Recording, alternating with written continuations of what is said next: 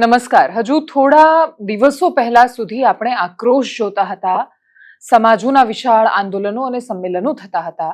એ બધું જોઈને થતું હતું કે જો વ્યક્તિ ધારે તો એક નિવેદનના આધારે એટલી હજારોની ભીડ ભેગી કરી શકે છે, શહેરે શહેરે ગામે ગામે આંદોલન કરી શકે છે અને ખૂબ આક્રમકતાથી સરકારની સામે બોલી શકે છે.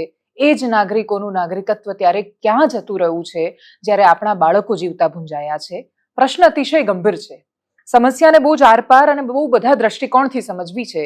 સરકારને પ્રશ્ન, વિપક્ષને પ્રશ્ન, મીડિયાને એટલે કે એમને પોતાને પ્રશ્ન, પણ એક પ્રશ્ન નાગરિકની આજુબાજુ પણ થઈ રહ્યો છે કે સરકારો સંવેદનશીલ બની ગઈ સૂત્રોમાં, પણ નાગરિકો તો સૂત્રોમાં એ ચેતના વગરના બની ગયા છે. આ બધાને વિસ્તારથી સમજીશું. વરિષ્ઠ પત્રકાર અજય ઉમટ આપણી સાથે છે. Sir, thank you so much, તમે અમને સમય આપ્યો. અને મને હજુ એ દ્રશ્યો યાદ છે કે પરસોત્તમ રૂપાલાનું એક વાક્ય બોલવું અને બીજા દિવસે એક સ્ત્રી નેતાનું સામે આવીને આમ ટેબલ પછાડીને બોલવું કે અમે કોઈને નહીં છોડીએ. એના પછી નાની નાની છોકરીઓ પણ સરકારની સામે આંખોમાં આંખ નાખીને બોલી અને એવું લાગ્યું કે નહીં, નાગરિકોની અંદર એટલી તાકાત છે, એ પોતાની સરકારને પૂછી શકે છે. કોઈ પણ નેતા હોય. સમાજોના નામે આપણે તરત એક થઈ જઈએ છીએ, પણ વાત જ્યારે આપણી આવે, નાગરિકોની આવે અને સમાજ ધર્મથી ઉપર ઉઠીને મરતા બાળકોની આવે તો આપણે કેમ નથી બોલી શકતા? આ રાજકોટની ઘટનાએ મને એવું લાગે છે કે ઘણા બધાની આ ચેતના જે છે ને એ કદાચ જગાવી દીધી છે, અને એ એક સારી નિશાની છે. રાજકોટ કદાચ એક એપી સેન્ટર બની ગયું છે પુરુષોત્તમ રૂપાલા સામેના આંદોલનનું પણ, અને આ જે કમનસીબે ઘટના બની છે એનું પણ દિવાનસિંહ, હું તમને કહું કે આ જે રાજકોટની ઘટના બની છે એવી ઘટના તો અમદાવાદ, વડોદરા, સુરત, રાજકોટ, ભુજ, ભાવનગર, જામનગર કે કલોલમાં પણ બની શકી હોત, કારણ કે દરેક જગ્યાએ ગેમ ઝોનના નામે આ ડેથ ઝોન ચાલી રહ્યા છે. અને બીજું કે આજે અમદાવાદના મ્યુનિસિપલ કમિશનર કહે છે કે ભાઈ અમે 18 પ્રોપર્ટી સીલ કરી દીધી અને આટલા લોકો સામે FIR ફાઇલ કરશું. તો તમે અત્યાર સુધી શું કરતા હતા?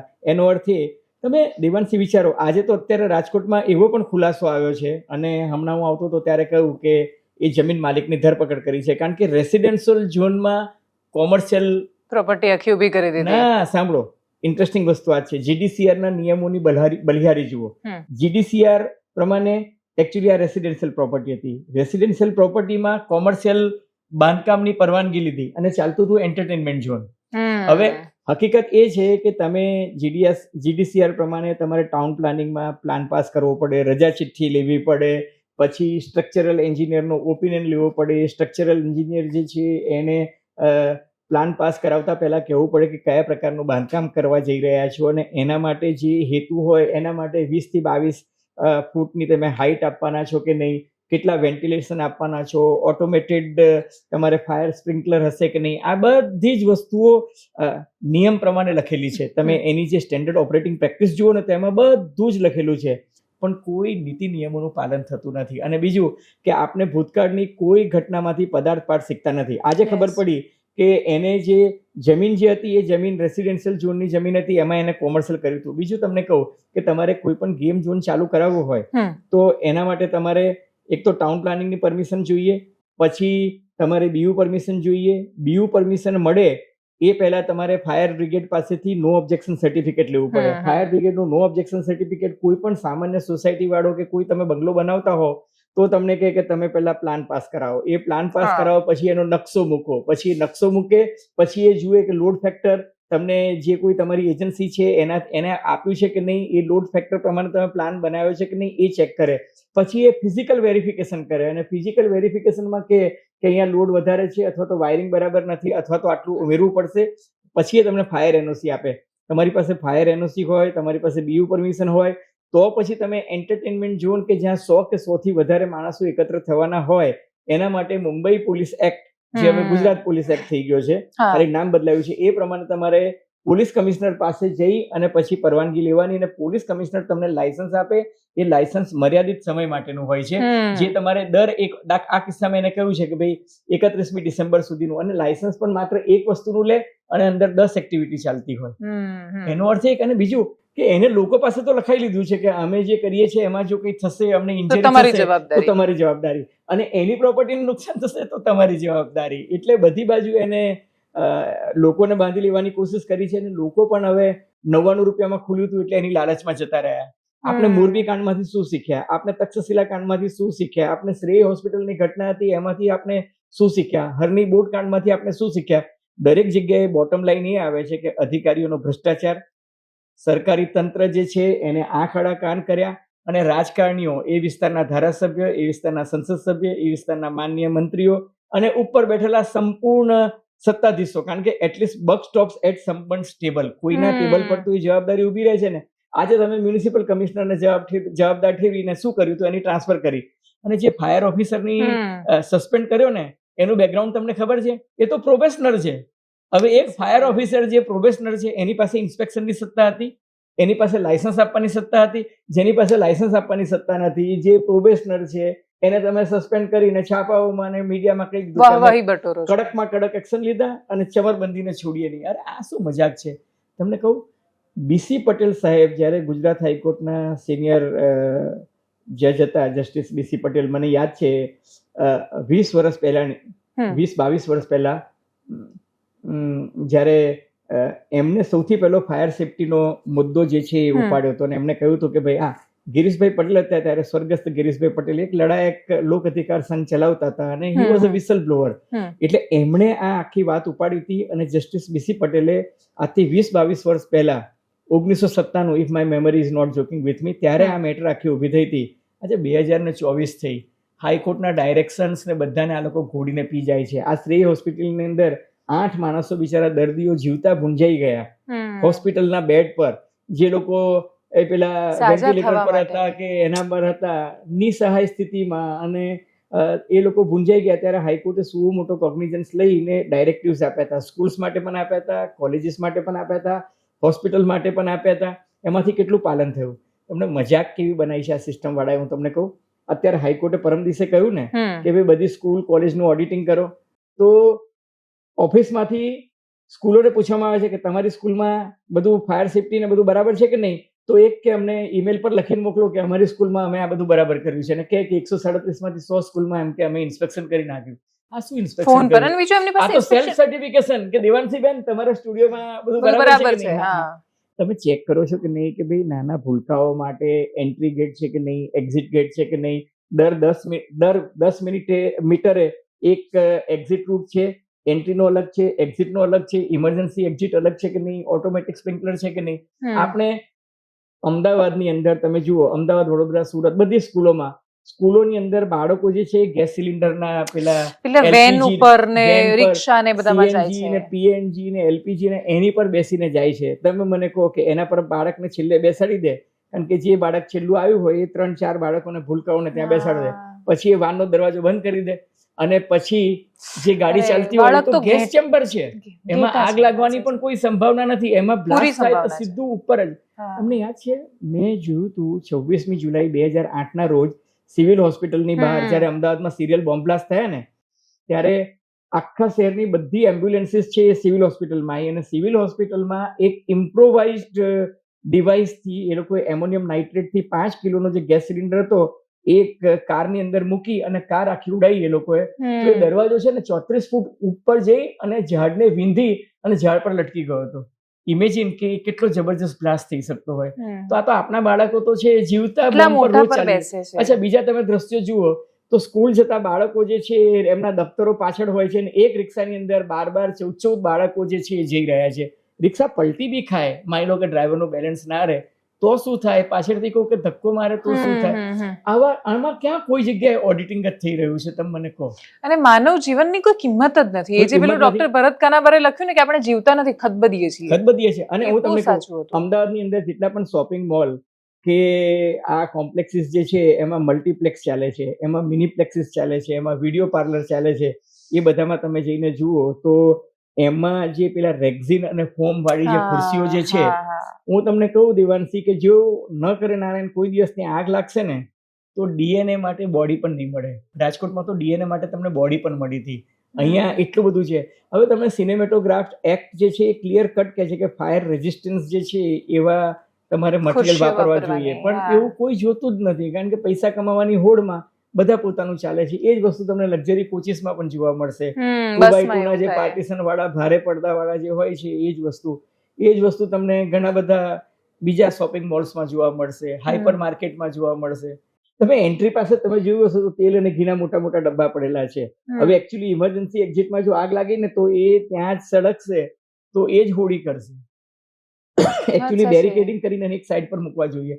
પણ આપણે ત્યાં જે સેફ્ટી નોર્મ્સની જે એક સ્ટેન્ડર્ડ ઓપરેટિંગ પ્રેક્ટિસ જેને કહી શકાય એવી ક્યાં છે? એટલે આપણે એસઓપી તો જેવું કઈ છે જ નહીં આપણે ત્યાં. કોઈ એસઓપી સાથે કોઈ લેવા દેવા નથી. ઓપરેટિંગ પ્રેક્ટિસ હોવી જોઈએ કે ભાઈ અહીંયા આગળ આ બિલ્ડિંગ જે છે એમાં અહીંયા એમ કે લોડ ફેક્ટર પ્રમાણે છે, અહીંયા આગળ એમ કે ફાયર થાય તો ફાયર એલાર્મ ચાલે છે, અહીંયા અમારી બિલ્ડિંગમાં સ્મોક ડિટેક્ટર છે, બરાબર છે કે નહીં, અમે ફાયર ઓડિટિંગ છે દર 6 મહિને કરાવીએ છીએ. બીજું કે એક મોક ડ્રીલ જે છે ન કરે નારાયણને આગ લાગે તો મોક ડ્રીલ માટે અમે લોકોને ટ્રેન કરીએ છીએ. તમે ફાયર એક્સટિંગ્વિશર મૂક્યા હોય પણ એના માટે લોકોને વાપરવા માટે ટ્રેનિંગ જ ના આપી હોય તો કોણ ઉચકીને એને કઈ રીતના ચલાવવું એ જ તમને ના ખબર પડે. બરાબર છે કે નહીં? એટલે 100 માંથી 10 માણસ નથી હોતા. લોકોમાં જે જાગૃતતા આવી જોઈએ ને લોકોમાં પણ નથી. એટલે પ્રજા તરીકે હું પણ જવાબદાર છીએ, તમે પણ જવાબદાર છીએ. કારણ કે અને બીજું કે આ રાજકોટનો જે ગેમ ઝોન છે એ માર્ચ 2021 થી ચાલતો હતો, બરાબર છે. અને રાજકોટના સંખ્યાબંધ હજુ ઘણા બધા ફોટા આવશે. તમે તો સૌથી પહેલો ફોટો તમે જ મૂક્યો હતો, જે પછી બીજા બધા છાપાઓ અને ચેનલોએ એને મૂક્યો. હવે એમાં મ્યુનિસિપલ કમિશનર અમિત અરોરા સાહેબ પણ દેખાય છે અને કલેક્ટર અરુણ મહેશ બાબુ પણ દેખાય છે. બે મીના સાહેબ, બલરાજ મીના અને પેલા બીજા મીના સાહેબ છે. હવે એમને ખબર નહોતી કે એમના એરિયામાં શું ચાલી રહ્યું છે. અને એ લોકો એવું કે અમે બર્થડે માટે ગયા હતા, ગમે તે કારણથી ગયા હતા, ડઝન્ટ મેટર, તમે ત્યાં ગયા હતા. આ તો છે ને છીંડે ચડ્યો ચોર એમના ફોટા દેખાઈ ગયા કારણ કે એમની વેબસાઇટ પર છે. પણ હજુ તો બીજા ઘણા બધા લોકોના ફોટોગ્રાફ્સ આવશે. એટલે સરકારે એક વસ્તુ સારી કરી કે ચલો ભાઈ બધા મોલ બંધ કરીને એક વખત એનું ઇન્સ્પેક્શન કરો, એને હું આવકારું છું. પણ અત્યાર સુધી આ ચાલતું હતું એ પણ એક હકીકત છે. અને આપણે પ્રોબ્લેમ શું થાય છે સર કે જેમ કે તક્ષશિલા વખતે પેલા જે ડોમ શેડ બનાવવાની વાત છે તો બધા ટ્યુશન વાળાને સ્કૂલ વાળાને બંધ કરી દીધા. 6 મહિનામાં એની ડબલ સ્પીડ થી શેડ બન્યા, બધા ચાલે છે અને મોટા ભાગના લોકો ઇમ્પેક્ટ ફી ભરીને એને લીગલ કરી નાખ્યા છે. તમને તક્ષશિલાનો ઇમ્પેક્ટ ફી નો આખો કેસ કહું. મારે સતીશ શર્મા જે ત્યાં તત્કાલીન કમિશનર ઓફ પોલીસ હતા એમની સાથે વાત થઈ. એમને અમદાવાદ મિરર અને નવ ગુજરાત માટે એક પીસ પણ લખ્યો હતો કે કઈ રીતના હાઉ ધે ટેકલ્ડ ઇટ. એમને મને એવું કહ્યું કે 2011માં ઇમ્પેક્ટ ફી નો જે કાયદો આવ્યો ને એમાં એ શ્રીમાન બિલ્ડરે ઇલીગલ કન્સ્ટ્રક્શનને રેગ્યુલરાઇઝ કરાવ્યો. અને સાંભળો રેગ્યુલરાઇઝ કરાવી અને એનાથી પણ વધારે ઇલીગલ કામ બતાવી દીધું, જેને પણ રેગ્યુલરાઇઝ કરાવી દીધું, જેનું બાંધકામ થયેલું નહોતું. એટલે માની લો કે તમે જે ઇલીગલ કામ કર્યું એને તો રેગ્યુલરાઇઝ કર્યું, એથી પણ વધારેનું ઇલીગલ કામ જે ખરેખર હતું નહીં એ પણ એને બતાવી દીધું અને 2012માં બાંધકામ કર્યું. 2011માં તમે ઇલીગલ કામને રેગ્યુલરાઇઝ કરાયું, એ પછી 2012માં વધારે કર્યું અને પછી કોર્ટમાં જઈને કહે છે કે મેં આવું કર્યું જ નથી. એ તો એમને સ્માર્ટલી શું કર્યું કે ગૂગલ મેપથી પકડ્યું કે ભાઈ 2011માં ગૂગલ મેપ બતાવે છે કે તારે ત્યાં આટલું બાંધકામ હતું, 2012માં આટલું બતાવે છે. ટેકનોલોજીને કારણે એ પકડાયો. પણ તમે જુઓ કે એના પછી પણ આપણે શું પદાર્થપાઠ શીખ્યા. એમાં તો આ લોકો બીજું જે છે ને એ શું કરે છે કે તમે કોઈ પણ જગ્યાએ શોપિંગ મોલ કે આ પ્રકારની હોય ને ત્યાં 2 સીડી હોય, એક એન્ટ્રીની હોય, એક એક્ઝિટની હોય અને ત્રીજી જે છે સર્વિસ માટેની હોય. આ લોકો સ્પેસ બચાવવા માટે એક જ સીડી રાખે છે. વાત સાચી. અને ઇવન રેસિડેન્શિયલ બિલ્ડિંગમાં પણ આવું કરે છે. અને બીજું કે હજુ તમે જોજો કે છટકી જવા માટે એ શું કહેશે કે આ તો કે મેટલ સ્ટ્રક્ચર હતું અને આ ટેમ્પરરી સ્ટ્રક્ચર હતું. એટલે એને એમ કે હવે તમને કહું મેટલ સ્ટ્રક્ચર જે છે ને એ તો ટ્વિન ટાવર જે ધ્વંસ થયા હતા અમેરિકામાં એ એટલે જ ધ્વંસ થઈ ગયા કારણ કે મેટલ સ્ટ્રક્ચર જે છે એમાં કોઈ પણ જગ્યાએ આગ લાગે ને મેટલ ઓગળે એટલે પત્તાના મહેલની માફક આખી વસ્તુ ધરાશાયી થઈ જાય. એટલે આ એટલે જ ધરાશાયી થયું. હવે તમે વેલ્ડિંગ વાળાને પકડશો ક્યારે ભાઈ, પણ નીચે તમારે ત્યાં 1200 લીટર પેટ્રોલ ને 1500 આવ્યું ક્યાંથી? મને તો એક બોટલ નથી મળતો મારી એક્ટિવા પર હું હટાઈ જાઉં છું. હું તમને કહું એટલા માટે કે તમારે ત્યાં ડીઝલ જનરેટર ચલાવો છો એટલે તમને ડીઝલની જરૂર છે. તમે ત્યાં ગો કાર્ટિંગની ગાડીઓ ચલાવો છો લાયસન્સ વગર, એના માટે તમને પૂરવા માટે પેટ્રોલ જોઈએ, બરાબર છે કે નહીં? તમે ત્યાં આગળ હજુ તો ફાયર સેફ્ટીના પેલા એ મૂક્યા નતા પણ ત્યાં ફોલ્સ સીલિંગનું કામ ચાલતું હતું એટલા માટે બધી સીટ્સ હતી એ પડી હતી. This is a perfect recipe કે આગ લાગે એટલે લાક્ષાગૃહની માફક જે છે આખું સળગી ગયું. અને દીવાન 3 દિવસ પહેલા ત્યાં આગ લાગી હતી, માઇનોર આગ લાગી હતી અને એ લોકોએ એને એ કર્યું. અને બીજું કે મે મહિનો એવો છે કે તમે જોજો કે આ તક્ષશિલા કાંડ પણ છે ને મે મહિનામાં થયો હતો. એટલે મે મહિનામાં ફ્લક્ચ્યુએશન વધારે હોય છે, મે મહિનામાં ઇલેક્ટ્રિસિટી ડિમાન્ડ વધારે હોય છે અને મે મહિનામાં જે આ ફ્લક્ચ્યુએશન આવે છે એને કારણે આગ લાગવાની શોર્ટ સર્કિટની ઘટનાઓ વધારે બનતી હોય છે.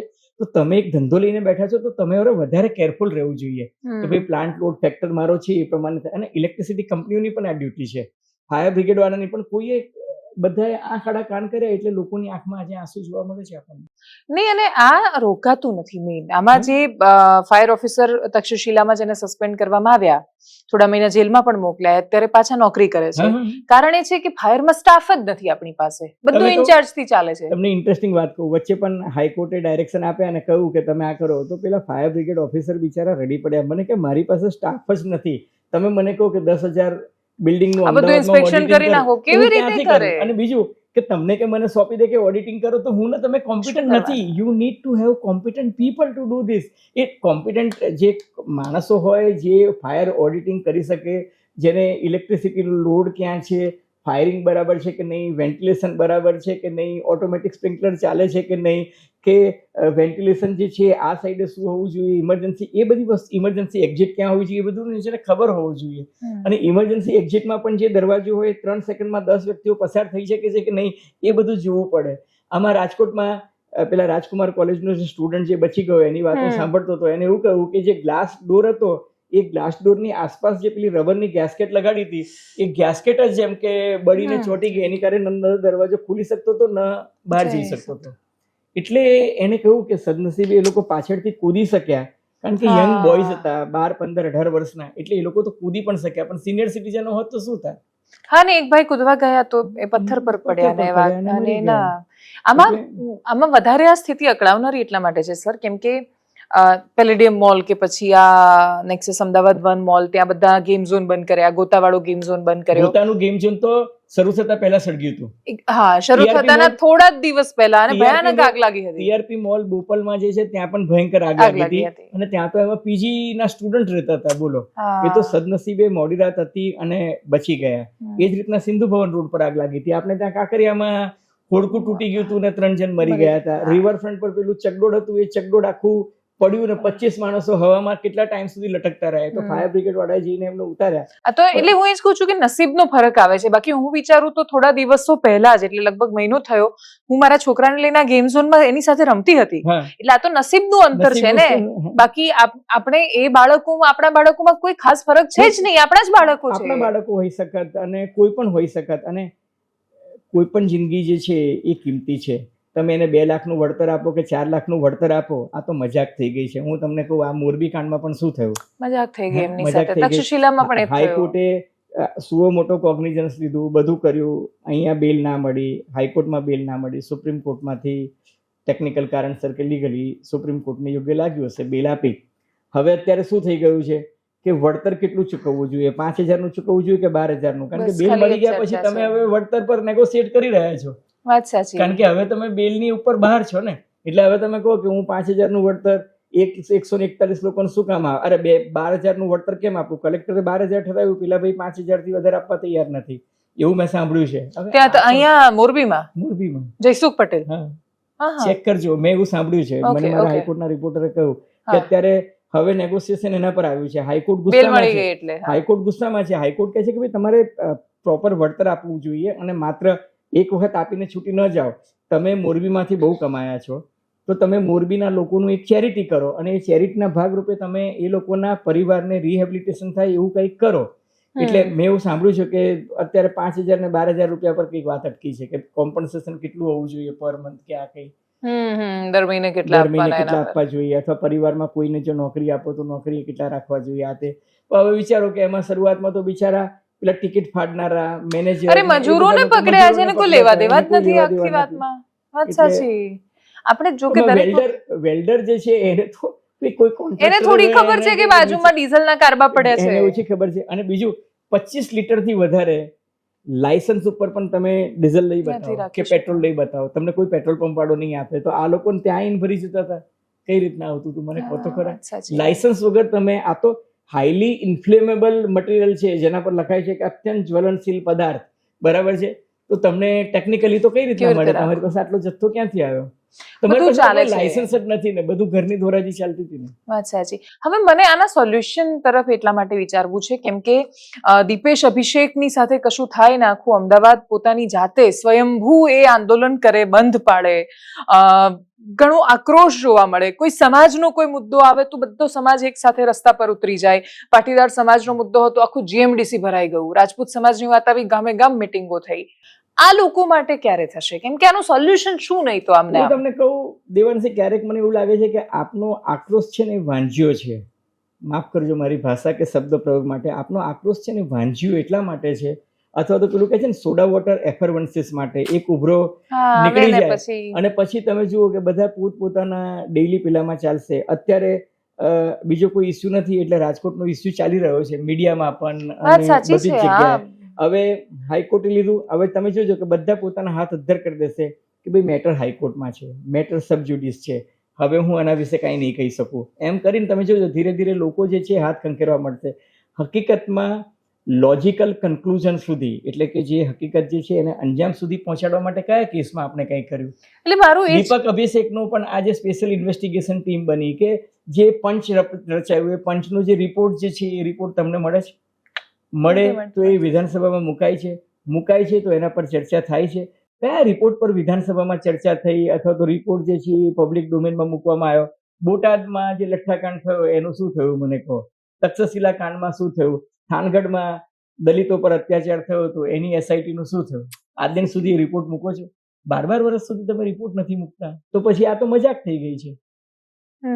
SIT બનાવવાનો કે એનો શું અર્થ? આ તો બોટાદ કાંડ થયો ત્યારે પણ SP ની એની ટ્રાન્સફર થઈ ગઈ ને પછી ફરી પાછા થોડા ટાઈમ સુધી પોસ્ટિંગ અવેઇટેડ અને પછી ફરી પાછા એમને પોસ્ટિંગ પર આપી દીધા. કારણ કે તમારી પાસે સારા IAS IPS ઓફિસર્સ પણ નથી, એની પણ ઘટ છે તમારી પાસે. એટલે તમે તંત્ર કઈ રીતના ચલાવશો? તમારી પાસે ફાયર બ્રિગેડમાં માણસો નથી. ક્યારેક સિંચાઈ ઇરિગેશન નો અભ્યાસ કરો તો તમને ઇરિગેશનમાં ખબર પડશે કે ઇરિગેશન ડિપાર્ટમેન્ટમાં પણ માણસો નથી.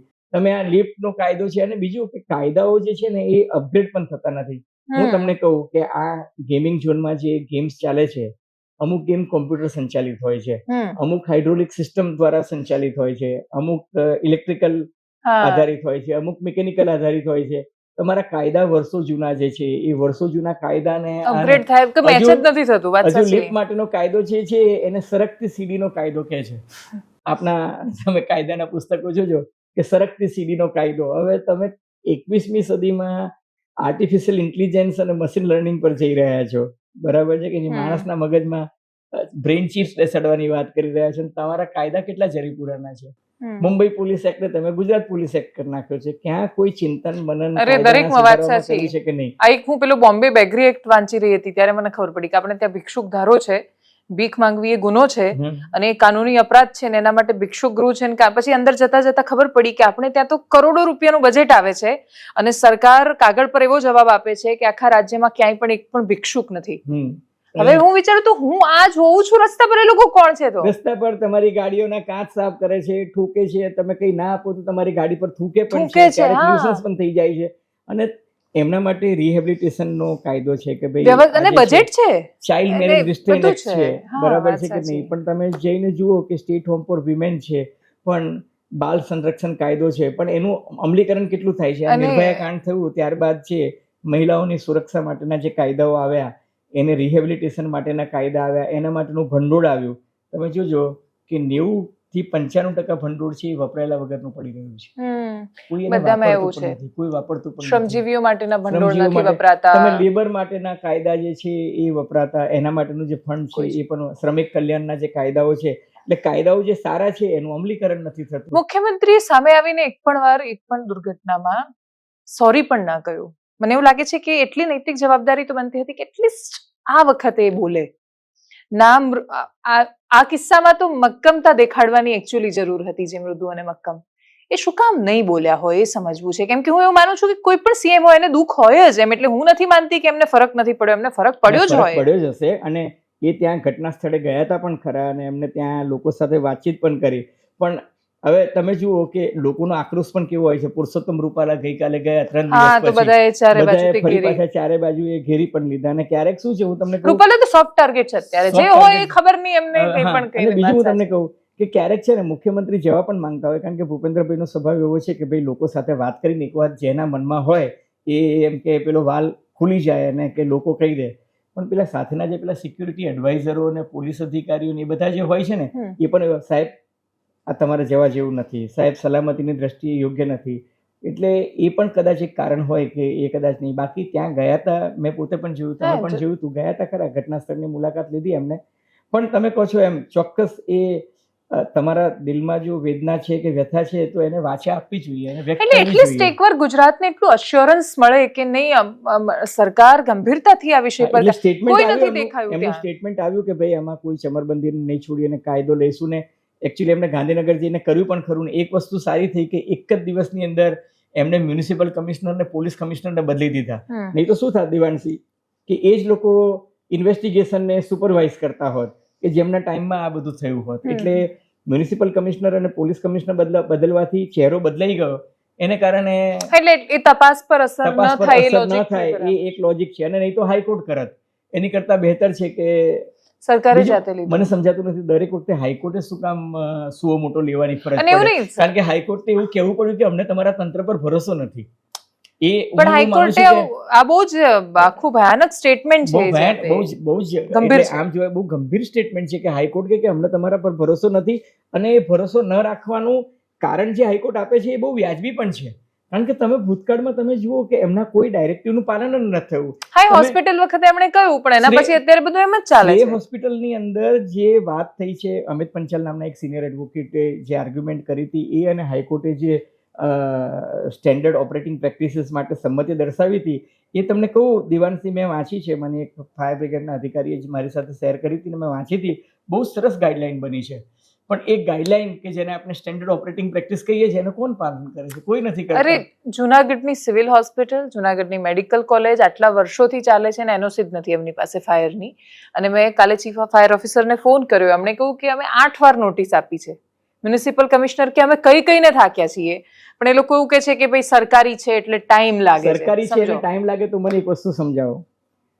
માનનીય વડાપ્રધાન નરેન્દ્રભાઈ મોદી જ્યારે ગુજરાતની મુલાકાતે આવે છે અને ગાંધીનગરમાં જે પેલું હેલિપેડ પર એક્ઝિબિશનની મુલાકાતે લે છે ત્યારે 3 દિવસની અંદર આપણા જ બધા ડેકોરેટર્સને R&B ડિપાર્ટમેન્ટ કે ઇન્ડસ્ટ્રીઝ ડિપાર્ટમેન્ટ જે આખો સરસ એર કન્ડિશન સામિયાનો બનાવે છે એમાં ડક્ટ જે છે ને અંદરની સાઈડે હોય છે અને એસીના યુનિટ છે ને બહારની સાઈડે હોય છે અને બધા એસીના યુનિટ એવી રીતના ડિઝાઇન કર્યા છે કે બહારની સાઈડ હોય અને ત્યાં ફાયર બ્રિગેડના 3 ફાયર ટેન્ડર્સ ઉભેલા હોય છે. ફાયર બ્રિગેડના જવાન ખડે પગે ઊભા હોય છે કે કોઈ પણ એમાં આગ લાગે તો ફટ લઈને લોકો આગ બુઝાવી દે છે. બરાબર છે. અને અંદરનું વાતાવરણ જે છે એ બહારના વાતાવરણ કરતા કમસે કમ 8 થી 10 ડિગ્રી ઓછું હોય છે અને સરસ વાતાનુકૂલિત માહોલ હોય છે. એ જ વસ્તુ તમે સાયન્સ સિટીમાં પણ જુઓ.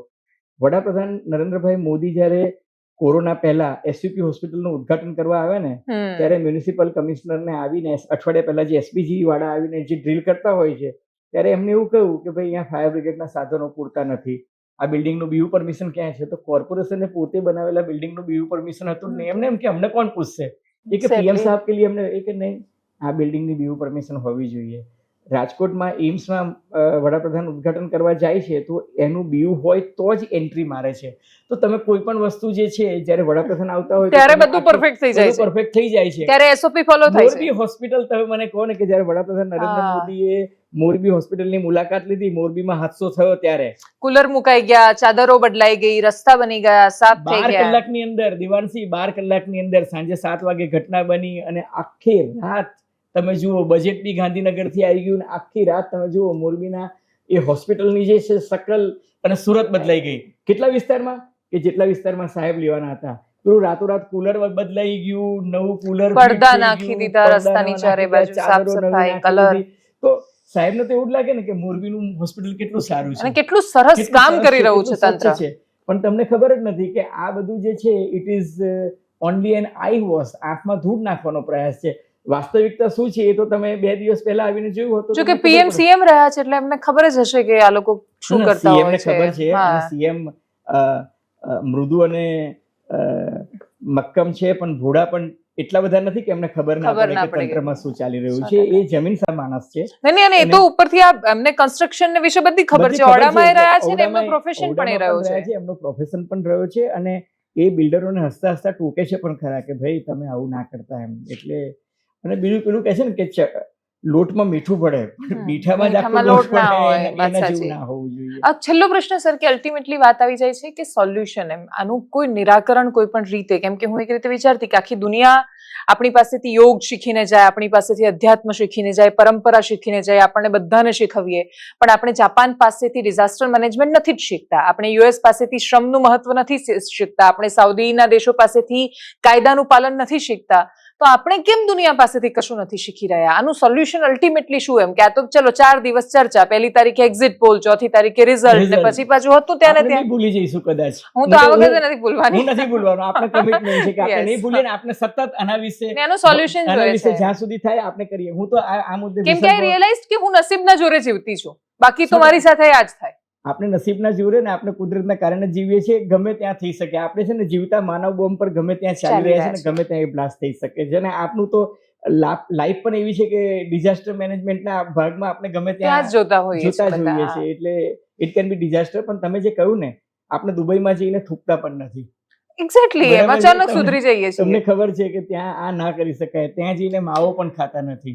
હું લંડન હતો કોમનવેલ્થના કવરેજ માટે, અને ત્યાં ગયો તો આખું લંડન એકદમ નીટ ક્લીન ને બધું. અને પછી એક વિસ્તારમાં ગયો અને ત્યાં જે અવાજો ને ભજનો ને બધું સંભળાયું, એટલે સડનલી એમ ઝોકામાંથી મને કે sir this is an Indian area.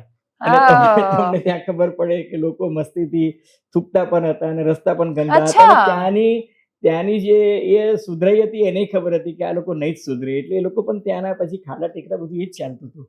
એટલે દે નો ધેટ ઇન્ડિયન્સ, પાકિસ્તાનીઝ, બાંગ્લાદેશી આ લોકોની આ જ માનસિકતા છે. એ આપણા માટે શરમજનક છે. તમને જેપનીઝ જે છે એને તમે એ જાપાનમાં સૌથી મોટી ગાળ એ છે કે તું જાપાની ના હોઈ શકે. એ જાપાની નાગરિકને લાગી આવે કે હાઉ કેન યુ સે કે હું જાપાની ના હોઈ શકું, કારણ કે એને પોતાના નાગરિકત્વનું એટલું બધું અભિમાન છે કે એક જેપનીઝ છે આવું ના કરી શકે. બરાબર છે કે નહીં? પણ આપણે ત્યાં એ નથી. એટલે મને એવું લાગે છે કે આપણે પણ જવાબદાર છીએ. આપણે પણ એ માનસિકતા કેળવવી જોઈએ. હું તો વિસલ બ્લોઅરના સિદ્ધાંતને ફોલો કરું છું, અને આ કિસ્સામાં તમારી સાથે વિસલ બ્લોઅર બનવા હું પણ તૈયાર છું. મેં પોતે પણ એ કમિટમેન્ટ ગુજરાતની જનતાને આપ્યું છે કે કોઈ પણ જગ્યાએ જ્યાં ખોટું થતું હોય ને, please blow a whistle and say કે ભાઈ આ ખોટું છે, a wrong is a wrong is a wrong. આ ખોટું થઈ રહ્યું છે. સત્તાધીશોને કહો, નજીકના પોલીસ અધિકારીને કહો, મ્યુનિસિપલ કમિશનરને કહો, રાઇટ ટુ ઇન્ફોર્મેશનમાં તમારો અધિકાર છે. ત્યાં તમે માહિતી માંગો, અને માહિતી જવાબદાર મંત્રીને, ધારાસભ્યને, સંસદ સભ્યને, બધા જ છાપાના તંત્રીઓને બધાને જ મોકલો. સોશિયલ મીડિયાના જમાનામાં છે ને એક ટ્વિટરની તાકાત કેટલી હોય છે. હા, એ આપણે પુણે પોર્શમાં જોઈ લીધું. અમે કેસમાં જોઈ લીધું. અને ડોક્ટર પણ દુઃખ સાથે કહેવું કે ડોક્ટરે બ્લડ સેમ્પલ આખું ફેંકી દીધું એ છોકરાનો. 3 લાખ રૂપિયામાં એ ડોક્ટરે બ્લડ સેમ્પલ જે છે એ બદલી કાઢ્યું અને પેલા છોકરાની જગ્યાએ ડ્રાઈવરનું બ્લડ સેમ્પલ મૂકી દીધું. આ ક્રિમિનલ એક્ટિવિટી છે. અને હા, એ પુણે પોસ્ટ કેસમાં આ એની વાત ચાલી રહી છે કે પેલા જે નબીરાએ ઠોક્યા હતા 2 લોકોને, પણ એમાં પોલીસ હોશિયાર હતી કે એમણે સેમ્પલ એક ડોક્ટરને નહીં બીજા 2ને મોકલ્યા હતા, એટલે પેલો ચોર પકડાયો. પણ એનો અર્થ એ કે જો પુણે પોલીસ એટલી સાવધ ના રહી હોત તો પછી શું થાત કે ટ્રાયલ વખતે આ બ્લડ આનું છે જ નહીં. મને યાદ છે કે વડોદરામાં એક કેસમાં આવી જ રીતના બ્લડ બદલાઈ ગયું હતું, અને પછી FSL નો રિપોર્ટ આપ્યો કે this is not a human blood, કારણ કે બકરીનું દૂધ જે છે, બકરીનું બ્લડ જે છે એ તમે સેમ્પલમાં આપી દીધું હતું. એટલે FSL નો રિપોર્ટ આવ્યો કે this is not a human blood. એટલે પુરાવાના આધારે ન્યાયાધીશે જબરજસ્ત ટીકા કરી કે આમ છે તે છે, પણ કે છેલ્લે પુરાવાના અભાવે એમ કે છોડી મૂક્યો. અમિત જેઠવાને કોઈએ નથી માર્યો. Who killed Amit Jethwa? Tell me. અને યુગાનું યુગ તમે જુઓ કે ચૂંટણી સમયે દિનુ બોગસ સોલંકી નિર્દોષ જાહેર થઈ જાય છે. પંજાબમાં ખબર છે ને? હા, અને તમને ઇવન આ રામ રહીમ એમ એક્ઝેક્ટ ટાઈમે એને મુક્ત કર્યો. હા, પંજાબ, હરિયાણા અને પશ્ચિમ યુપી આખો પટ્ટો, ત્યાં જેવી ચૂંટણી આવે એટલે બાબા રામ રહીમ મુક્ત, એમને પેરોલ મળી જાય એમ. એટલે આપણે ત્યાં તો એકચ્યુઅલી ઇવન જ્યુડિશિયરી અમુક વાર મજાક કરી નાખે, નિબંધ લખી નાખો એમ. એટલે હવે ક્યાં જઈને કોના પર ભરોસો કરવો એ બહુ મોટો પ્રશ્ન છે. ડોક્ટર પર ભરોસો કરી શકાય? કેન યુ ઇમેજિન કે ડોક્ટર સેમ્પલ બદલી કાઢે? રાજકોટના નિહિત બેબી કેરમાં શું થયું ત્યાં કે આખા બ્લડ રિપોર્ટ બદલીને બાળકોને એના વિશે ક્યારેક ચર્ચા કરશું. આ રાજકોટમાં જે થયું એ પણ, અને બીજું કે એક્સરે પણ ખોટો મૂકવાની વાત કરી દીધી એને. એ CRP બદલીને હોસ્પિટલમાં દાખલ રાખતો 15 દિવસ, અને નવજાત કે જેને તો માં સાથે વળગાડીને રાખવાનું હોય એને પેટીમાં પૂરી રાખ્યો. અને બીજું કે ખોટા રિપોર્ટ, તમે છે ને આજકાલ તો એ પેથોલોજીના રિપોર્ટ નથી જોતા, એ પેરેન્ટ્સના ફાઇનાન્શિયલ રિપોર્ટ જોઈએ છે કે પેરેન્ટ્સ એમ કે કેટલું સદ્ધર છે. તો માં એને કાર્ડ છે 15 તો દિવસ એમ કે આપણે હોસ્પિટલમાં રાખીએ, એની પાસે મેડિકલ ઇન્સ્યોરન્સ કેટલું છે, એના આધારે તમારે દુનિયાભરના ટેસ્ટ કરાવી લો, કે સેકન્ડરી ટેસ્ટ ને થર્ડ ટેસ્ટ. એટલે આપણે આપણે બહુ ડોક્ટર્સ ભયાનક સમયમાં જીવી રહ્યા છીએ અને મને એવું લાગે છે કે આમાં આપણને જો કોઈ બચાવી શકે છે, કેમ કે કોઈ સોલ્યુશન ના મને સરકારમાં દેખાય છે, ના બ્યુરોક્રેસીમાં દેખાય છે, ના ઇવન કોર્ટમાં દેખાય છે. એકમાત્ર એનું સોલ્યુશન છે એ નાગરિક ચેતનામાં છે, જાગૃતતા. જ્યાં સુધી તમે એકદમ જાગૃત નથી અને તમે નથી પૂછતા, જ્યાં સુધી વિજિલન્ટ નથી તમે, ત્યાં સુધી એનો કોઈ જ મતલબ નથી. અને એટલે અમારી કોશિશ આજથી જે સતત ચાલી રહ્યું છે એમાં, અને આવનારા દિવસો મહિનાઓ સુધી રહેશે કે જે દિવસે નાગરિક જાગૃત બનશે, કોઈના બાપની તાકાત નથી કે આ થઈ શકે. અને એટલે તમારે જાગૃત બનવાનું છે બસ. બ્રિટનમાં એક કહેવત છે કે eternal vigilance is the price of liberty. એટલે મને એવું લાગે છે કે બ્રહ્મ વાક્ય છે. આપણા જ્યુરિસ્પ્રુડન્સમાં એવું કહેવાય છે કે એટર્નલ વિજિલન્સ એટલે બધા જે જાગૃત is the price of liberty. એટલે તમે જો તમારા લોકશાહીના અધિકાર માટે જાગૃત રહો, તમે તમારા બંધારણીય અધિકાર માટે જાગૃત રહો, તમે તમારા માનવ અધિકારો માટે જાગૃત રહો અને સતત એની પ્રતીતિ અધિકારીઓને કરાવતા રહો અને કોઈ સમાધાન ના કરો, તો કોઈના બાપની તાકાત નથી કે આપના તમારા જીવન સાથે રમત રમી શકે, તમારા જીવન સાથે રમત રમી શકે. અને બીજું કે દાખલારૂપ સજા બેસે એવું સરકારે કરવું જ જોઈએ. આ કિસ્સામાં તો ખાસ માત્ર સસ્પેન્ડ કે ટ્રાન્સફર ન થવી જોઈએ. હેડ શુડ રોલ. અને મોટા અધિકારીઓને ડિસમિસ કરશો ને તો ખબર પડશે. મેં તમને કહ્યું ને, બિચારા પેલા ફાયર બ્રિગેડના પ્રોબેશનરની તાકાત હતી કે ઇન્સ્પેક્ટર. અને આ તમે સમજો, આ મોટા નેતાઓ જયસુખ પટેલ માટે એટલું કોન્ટેક્ટ લગાવતા રહ્યા ને તોય તમે એમને પૂર્યા, તો તમે તમારા અધિકારીઓ માટે કેમ કડક નથી થતા? એ છેલ્લે પૂરવા પડ્યા. તમે કહું ત્યારે ચૂંટણી માથા પર હતી, તમને બીક હતી કે પટેલ વોટ બેંક અમારાથી નારાજ થઈ જશે. ત્યારે જયસુખભાઈ જે છે એ લાપતા થઈ ગયા અને પોલીસ બાહોશ, ગુજરાતની પોલીસ જે છે, જાબાજ અધિકારીઓ છે એમને ના પકડી શક્યા. અને પછી જાબાજ અધિકારીઓએ ચૂંટણી પતી ગઈ ને બધું થઈ ગયું, ચાર્જશીટ ફાઇલ થઈ ગઈ અને બેલ મળે એવી સ્ટેજ પર આવી ગયા, ત્યારે જાબાજ અધિકારીઓ એમને ઝડપી લીધા. હવે ઝડપી લીધા અને રજૂ થયા, એ બંને વચ્ચે છે ને બહુ પાતળી ભેદરેખા છે. આપણે બધા જાણીએ છીએ દિવાનસી કે કોણ રજૂ થાય છે ને કોણ ઝડપાય છે, ક્યાંથી કોને લઈ આવે છે, ક્યાં કોને રજૂ કરે છે અને પછી બતાવવામાં આવે કે જો અમે આ પકડ્યા. આ પણ છે ને બંધ થવું જોઈએ. અને એ જયસુખ પટેલ ક્યારેક થશે. એક જમાનામાં આવી જ રીતના એન્કાઉન્ટર થતા હતા અને પછી એમને ખબર પડી કે ભાઈ બધાને ખબર પડે છે, જેલમાં જવું પડ્યું. સુપ્રીમ કોર્ટમાં 2 સારા જજ આવ્યા અને એ થયું. એટલે પછી તમે જુઓ કે એન્કાઉન્ટર થતા બંધ થઈ ગયા.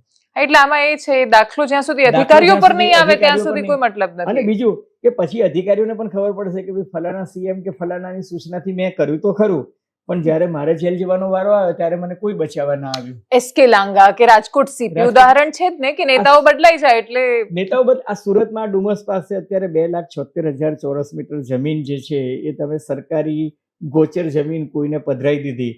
હવે એક કલેક્ટરે પોતાની બદલી થઈ, એના આગલા દિવસે જ કોઈને માલિકીના અધિકારો આપી દીધા. દિવાનસી, આ શું થઈ રહ્યું છે આ દેશમાં? વાત સાચી. અમારા દર્શક એક કેનેડા છે, એમણે મને ત્યાંથી AQI નો રિપોર્ટ મોકલ્યો અને પછી એમણે બહુ સરસ વાક્ય લખ્યું કે અહીંયા ભાજપ કે કોંગ્રેસનું નહીં, કાયદાનું શાસન છે. એક્ઝેક્ટલી. એટલે એ ફરક છે. ફરક એટલો જ છે ખાલી. Maximum governance and minimum government. Governance જે છે ને, આપણી સિસ્ટમ એટલી રોબોસ્ટ હોવી જોઈએ કે આપણને સિસ્ટમ પર ભરોસો હોય, કાયદાનું શાસન હોવું જોઈએ. એટલે આપણે અહીંયા છે ને નેતાઓ શાસનમાં આવે છે, આપણે અહીંયા પક્ષો શાસનમાં આવે છે, ભાજપ કે કોંગ્રેસની સરકાર આવે છે, સંવિધાનની સરકાર નથી બનતી. રૂલ ઓફ લો હોવો જોઈએ, રૂલ બાય લો ના હોવું જોઈએ. રૂલ બાય લો માં છટકબારી થઈ શકે, રૂલ ઓફ લો માં ના થઈ શકે. વાત સાચી. હવે thank you so much sir. અને નેતાઓ, always a pleasure talking to you. Thank you so much. Thank you. આ વખતે આમાં તો સંકલ્પ લઈએ જ. ડેફિનેટલી. અને એ વાતના અશ્યોરન્સ મને નથી ખબર કે સરકાર કે અધિકારીઓ આપશે કે નહીં, પણ અને આખી દુનિયાનું મીડિયા ખબર નહીં, પણ સર છે, હું છું ને બાકીના બહુ બધા પત્રકારો આમાં કહી રહ્યા છે કે અમે એ વાતનું અશ્યોરન્સ આપીએ છીએ કે જ્યાં સુધી એક ચોક્કસ નિષ્કર્ષ પર નથી પહોંચતા ત્યાં સુધી એ વિશે વાત કરતા રહીશું. આપણે આપણી વિશ્વસનીયતા ટકાવી રાખશું અને કહીશું કે ભલે અમે લાચાર છીએ, અમે કશું બોલી શકતા નથી, પણ એટલું તો કહી શકીએ છીએ કે આ ખોટું તો છે જ. અને અમે ખાલી બોલી શકીએ છીએ અનફોર્ચ્યુનેટલી. એટલે જે લોકો કહે છે ને કે તમે બોલ કરીને શું કરશો, તો અમારું કામ છે બોલવાનું, કોઈનું કામ છે કરવાનું. બસ બરાબર છે. એટલે એ કરતા રહીશું. સત્તામાં આવતા નેતાઓ શાસનમાં પણ આવે એવી અપેક્ષા સાથે. નમસ્કાર.